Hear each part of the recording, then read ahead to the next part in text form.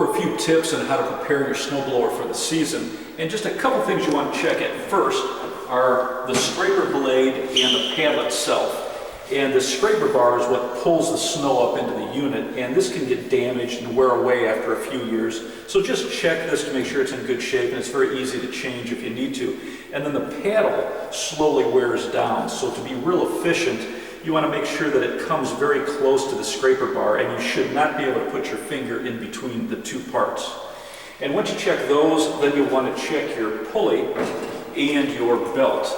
And in most units like this one, it's going to be off to the side. You're going to remove these 3 screws and pull off this cover, and you can just check the belt to make sure it's in good shape, and then the pulley, make sure that it's snug, and you can just adjust that if you need to. And you can pick up a belt in almost any hardware store.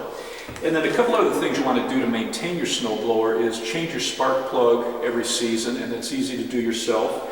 And then also you want to, if you have a 2-cycle, you don't have to worry about a filter, but if you have a 4-cycle, then you want to change the air filter, and it's going to make it run much better, and it's very easy to change. And then a couple other things I like to do is, one, I like to add a fuel additive, and I've used AMSOIL for years, and this is the Quick Shot. And what it does is, especially the newer gases with ethanol in it, when it's sitting in storage for a long time, the ethanol can separate and actually draw water out of it. And so this will fix all of those ethanol problems, and it also cleans the carburetor. So just a nice additive at the beginning of the season. And then you really should change your oil if you have a 4-cycle once a year. But a lot of customers don't like to do that. So what I recommend is just picking up a synthetic oil. And a synthetic oil is going to last 4 or 5 times longer than a regular oil. So if you're not in the habit of changing your oil and you don't like to do it, you can use a synthetic oil, and you're going to get a lot more life out of it before you have to change it.